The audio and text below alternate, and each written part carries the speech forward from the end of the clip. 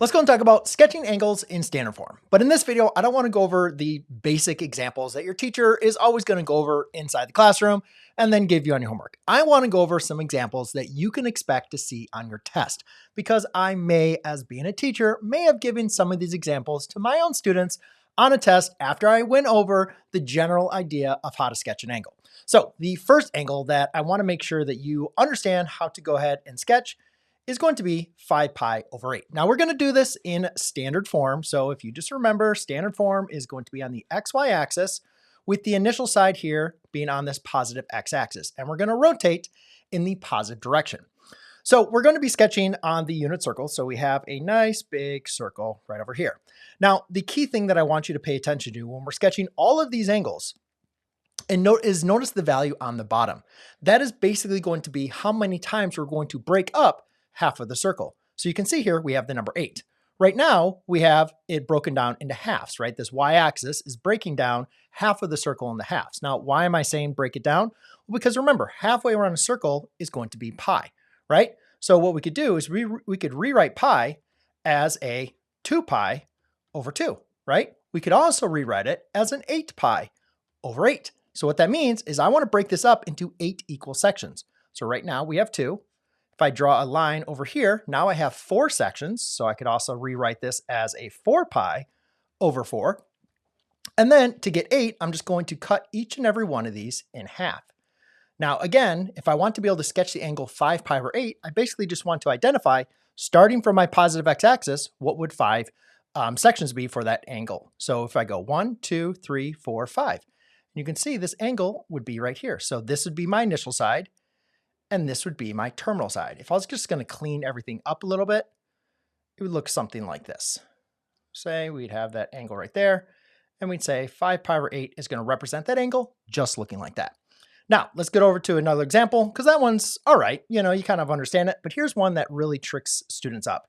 And the reason being is because instead of using 8, which is easy to divide, I'm going to use the number 5. So what about if I had, let's go ahead and sketch the angle theta equals a negative 3 pi over 5, okay? So again, remember, halfway around the circle is going to be pi. I want to rewrite that as 5 pi over 5. What am I doing? Halfway around a circle is pi, but I'm going to go 5 pi over 5. Now again, also, this is a negative. So remember, when we're going in the counterclockwise direction, that is considered a positive rotation. When we go in the clockwise direction, that is considered a negative rotation.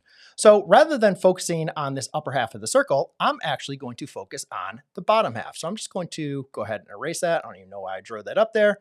And so let's go ahead and go this way, because this would be the negative direction. Now here's where things get confusing. It's pretty easy to break a half of a circle up into halves, into fourths, into eighths, into thirds, right? So how do we break it up into 5 equal parts? Well, you know, it's kind of comes into a little bit of a guessing game. I'm going to try to do my best here. In this case now, the y-axis is not going to be a section. All right. So we can see we have 1/5, 2/5, or 1. Wait a minute. Did I do that right? Oh yeah, 1. So that's, sorry, 1, 2, 3, 4, 5. Okay. So those are my 5 sections. They are not equally drawn, but that's okay. Because the one important thing that you need to understand when sketching an angle, typically your teacher is looking for, do you have it at least in the right quadrant? Okay. We're usually not going with a protractor and verifying that you have everything. We just want to make sure you have the correct quadrant. So this negative is going to become really, really important. And then also understanding, where is 3/5 going to be? Well, if you think about halves, right? Wouldn't you agree that half of a circle, right, or half of it broken into fifths would be a 2.5 pi over 3, right? Wouldn't you agree? Like half of 5 is 2.5. So this point right here, why did I put over 3? This right over here would be a 2.5 over 5. Now again, that's in the negative direction, so you can put a negative there. So the important thing here is when I'm doing negative 3 pi over 5, I know it's going to be past that y-axis. So 1, 2, 3, it's going to look right there. So we can just go ahead and draw our angle. And if we're going to clean everything up so it doesn't look so nasty like that, we can estimate, we know it's going to be in the 3rd quadrant, and it's going to be past the y-axis. So again, we're starting with our initial side on the x-axis, and it would rotate to there. So that would be your angle, negative 3 pi over 5. Now let's go to another one. This one is one that, again, students hate. And this is just going to be a simple radian. Now this radian is -2 of radian. Well, at least we know the negative direction, right? We know that that is going to be in this clockwise direction. So, but to understand when we just have a integer, we need to understand radians. So what I'm going to do is just going to kind of go through a quick little review, because if you're stuck on this one, that more likely means that you're stuck on radians, or at least the idea of radian, because this one isn't written like a fraction, right? Usually once we understand radians in terms of that fractional idea, it kind of makes sense, right? You break up half the circle based on what the denominator is. What about when we just go back to the numbers? So what we need to do is understand, again, our definition of a radian.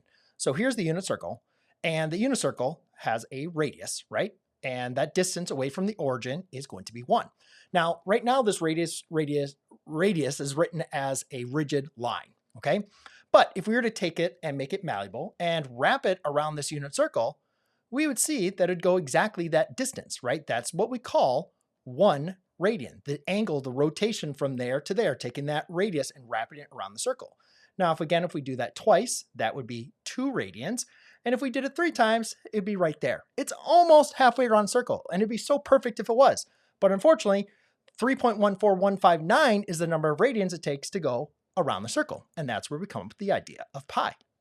So anyways, the amount of rotation with this radius wrapped around your circle is 1 radian, 2 radians, and 3 radians. Now again, we're going in the negative direction, right? So what we need to understand here is we are going to go, let's just go back to blue, is that 2 radians is going to be past the y-intercept, but again, we have to go in this negative direction. So it's roughly going to be somewhere like right there. Okay, so that would be -2 radians. Again, halfway around circle is pi radians, right? And you can just keep on adding them all the way around. But that is your general idea of being able to calculate when you have radians. All right, let's get into another one, and this will be a fun one. What about if we had an angle, theta equals 183 pi divided by 16? Whoa. All right, now first of all, we can look into breaking this up into 16 parts, okay? So it's going to be positive. That is a lot of segments, but that's okay, okay? So let's just go and do it just for fun, because this is basically something we can break this. Right now, halfway around circle is broken up into 2 parts. So if we were going to go to fourths, it would look like that. If we're going to go to eighths, it would look like this. And again, not everything's going to be perfect, right? So if we're going to go into 16ths, it'd look like this. Kind of crazy, right? But definitely something that we can work out. And again, I'm just going to double check my math, make sure I have 16 parts. 1, 2, 3, 4, 5, 6, 7, 8, 9, 10, 11, 12, 13, 14, 15, 16. Okay, I did. Now what we need to understand is there's some extra rotations, right? That's a really, really big number. And so remember, if we're looking at a circle that's broken up into 16 parts, right? This would be 16 pi over 16. All the way around the circle would simply be a 32 pi over 16. So what we want to be able to identify is how many times did this graph, how many times did we go over a rotation? Because we don't really care about going around the circle as many times, okay? Well, we at least want to be able to dictate or understand how many times it went over. It went around and around and around, okay? So a couple things we need to look at is we need to divide 16 into 183. And we need to be able to figure out what the remainder is, because all the many times that 16 is going to go into 183 is just going to be half a rotation, right? And really, we really want to check in actually going to be in 32, actually. We really actually want to see 32, not 16. Okay, so now let's go and calculate, well, how many times is 32 going to go into 183? Well, remember, you can just go ahead and plug in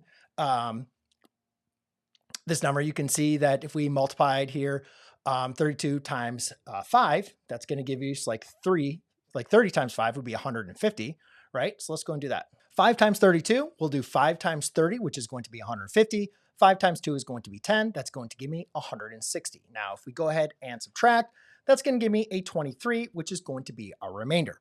So what this is telling us is we have 5 full rotations, and then we have a remainder of 23. Okay, so really what this angle is looking like is going to be 5 full rotations, and then plus a 23 pi over 16. Okay, and we're going to go ahead and calculate that. So this graph here is going to do 5 full rotations. So we'll do 1, 2, 3, 4, 5, and then we need to do 23. So again, you think halfway around a circle is going to be 16, right? Because that's what we calculated here with that base. So we know we're going to go 16. And then to go into 16, we need to go how many more? We just need to go 7 more. Now, again, where's 7 going to be roughly? 1, 2, 3, 4, 5, 6, 7. It's almost past that y-intercept, right? It's the last little section right there. So we're going to go all the way to this version right here. And that is going to be your angle of 183 pi over 16. So what we want to use is what we call period as an aid. Divide, see how many rotations you have first, and then just take that remainder and put it over your 16. Then you can go ahead and calculate where your final result is going to be, okay? But it takes some spatial understanding here of where this last angle will be. All right, and question or angle number 5, which again, your teacher can just throw out there for you, is this one would be 41 degrees. What did I have? 41 degrees, 30 minutes, and 120 seconds. Now, again, this is one that, again, we usually talk about this at the beginning of like the trig chapter, and then we go back to it and students are like, oh my God, I forgot all this, right? So remember, this is in the form degrees, minutes, seconds, okay? And just like in time, right, the number of minutes that we have to make up a degree is going to be 60 of them, and the number of seconds that make up a degree is going to be 3,600. So what you'll want to do here is simply just go ahead and take your 41 degrees and rewrite our minutes, right? We have 60 minutes, so that's going to be 30 out of 60 minutes, plus 120 seconds out of 3,600, okay?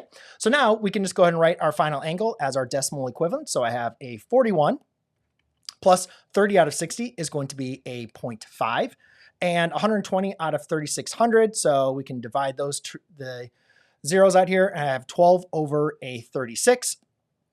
And we can reduce that here to 1 over 30, which is going to be a 0.0333 repeating. So 0.0333 repeating. So therefore, my final angle is going to be 41.533 repeating, and that's going to again be in degrees.